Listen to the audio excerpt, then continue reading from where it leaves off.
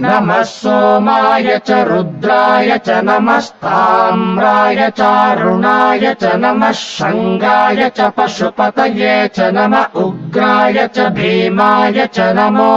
अग्रे वधाय च दूरे वधाय च नमो हन्त्रे च हनीयसे च नमो वृक्षेभ्यो हरिकेशेभ्यो नमस्ताराय नमः शम्भवे च मयो भवे च नमः शङ्कराय च मयस्कराय च नमः शिवाय च शिवतराय च नमस्तीर्थ्याय च कूल्याय च नमः वार्याय च वार्याय च नमः प्रतरणाय चोत्तरणाय च नम आतार्याय च लाद्याय च नमः षष्प्याय च फेण्याय च नमः सिकत्याय च प्रवाह्याय च